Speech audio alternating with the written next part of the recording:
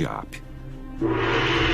Sun Tzu diz: em batalha, use um ataque direto para combater e um ataque indireto para vencer. Segundo a arte da guerra, você sempre deve tentar enganar o seu inimigo. Escolha o lugar que você quer atacar e então ataque outro lugar para desviar a atenção dele. E enquanto ele está distraído, capture o seu objetivo real. DIAP havia feito o que podia para se preparar para a ofensiva Tet. Ele usou espiões, segredo e engodo. Era hora de atacar. 31 de janeiro de 1968. Fogos de artifício estouraram. Era o ano lunar do Tet. De repente, a comemoração se tornou mortífera.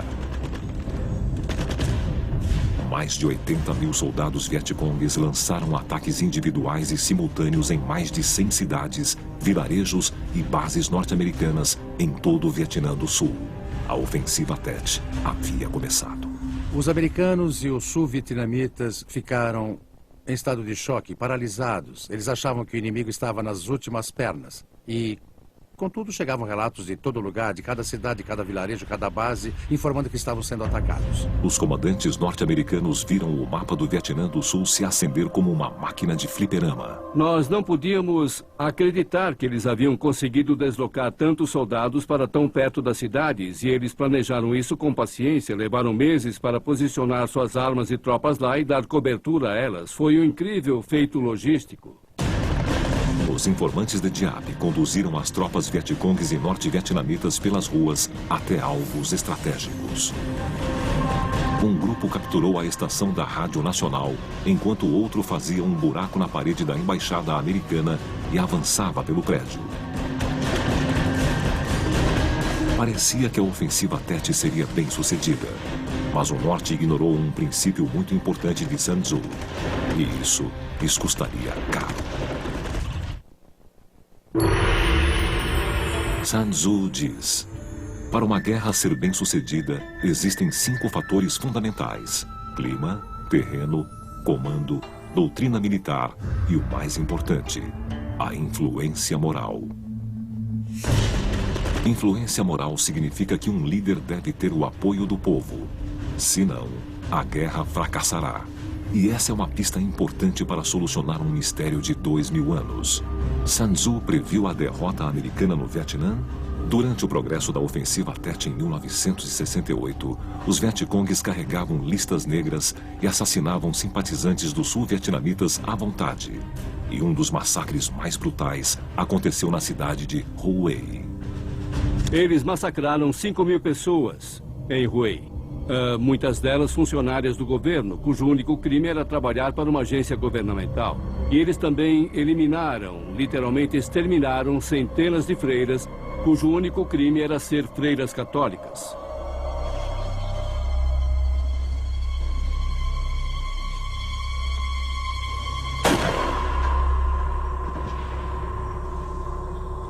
E eu acho que essa brutalidade saiu pela culatra.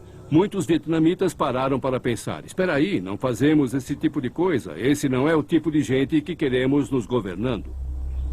Mas tudo aquilo foi terrível e, em minha opinião, um massacre sem sentido.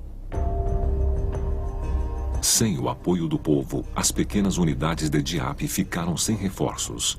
Eles ficaram sem saber o que fazer e sem nenhum meio de se comunicar uns com os outros.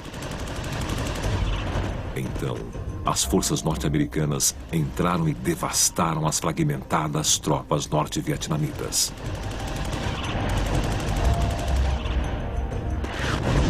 Nos primeiros dias de ataque, houve 10.000 mortes, enquanto as forças norte-americanas sofreram apenas 250 baixas. Para os norte-vietnamitas, o Tet foi um desastre militar. Mas o conceito de influência moral de Sun Tzu vale para os dois lados. Quando os americanos viram as imagens da ofensiva Tet na televisão, o apoio à guerra rapidamente se dissipou. E o efeito que isso teve foi reverter totalmente A opinião das pessoas sobre a guerra, achávamos que estávamos vencendo no Vietnã, mas descobrimos que estávamos perdendo a guerra. E acho que naquele momento tudo nos Estados Unidos mudou. Deve manter o apoio popular. Apesar de perder a batalha, Diap estava a caminho de vencer a guerra, derrotando os Estados Unidos onde mais importava: em casa.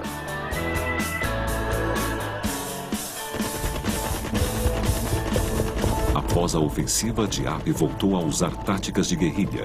Em 1975, praticamente sem o apoio militar dos Estados Unidos, Saigon finalmente caiu nas mãos do exército norte-vietnamita. E no final da guerra, o coronel norte-americano Harry Summers se reuniu com líderes norte-vietnamitas para negociar a retirada americana. Harry Summers, durante uma reunião em Hanoi com o coronel norte-vietnamita Tu, provavelmente estava ficando meio zangado com tudo e falou grosso com o coronel vietnamita. Bom, a verdade é que nunca nos derrotou no campo de batalha. O coronel vietnamita olhou para ele e disse: bom, é verdade, e acrescentou, mas também é irrelevante. E ele tinha razão. O contexto político, que era mais importante, muito mais do que o militar, como sempre foi no decorrer da história, foi mais uma vez para lembrar que a guerra é um meio para um fim, e que esse fim quase sempre é regido pela política e não pela vitória ou derrota militar. Essa é uma noção que o general Diap entendia bem, assim como o mestre Sun Tzu. Por volta de 500 a.C. na China, a campanha de ataques relâmpago de Sun Tzu contra o reino de Chu estava funcionando.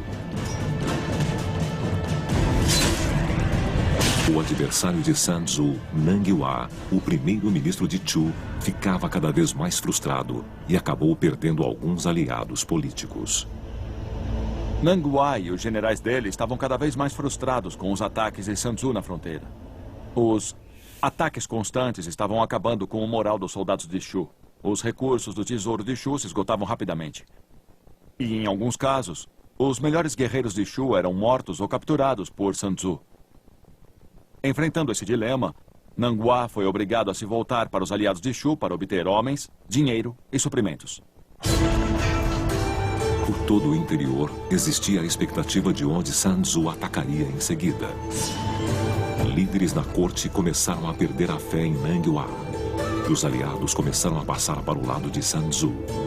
Mas essa deslealdade teve um preço. Nang Hua deslocou o seu exército para destruir um aliado no norte, chamado Tsai.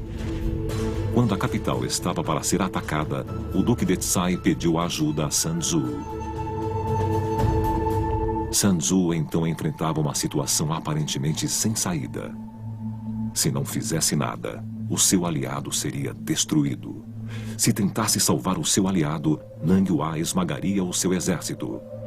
Mas para Sun Tzu, a solução era simples: liderar uma pequena força de ataque na direção de Tsai como isca para afastar Nang Hua da cidade. É um princípio básico dos ensinamentos de Sun Tzu. Para fazer o seu inimigo se deslocar, atraia-o com uma isca que ele vai engolir. A ideia por trás disso é, em certo sentido, conseguir dominar as manobras ou controlar a movimentação inimiga através da sua própria manobra.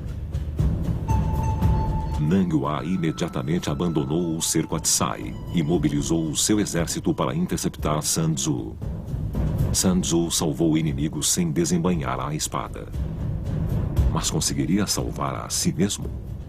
Embora Sun Tzu tenha sido bem-sucedido em fazer Nang Hua abandonar o cerco a Tsai, aparentemente ele caiu numa armadilha. Estava cercado pelas forças de Nang Hua. Sun Tzu pôs seus homens num local onde não havia possibilidade de recuar. Ele os colocou num campo de morte. Sun Tzu diz: ponha os seus soldados diante da morte certa, onde não existe escapatória. Eles não fugirão nem sentirão medo. Não existe nada que não possam realizar. Sun Tzu havia estudado cada aspecto da guerra, incluindo a psicologia dos homens que enfrentavam a morte iminente. E Sun Tzu diz que quando os homens sabem que estão diante da morte, eles serão transformados assim, da noite para o dia em lutadores, que lutarão com tudo somente para vencer. Era exatamente onde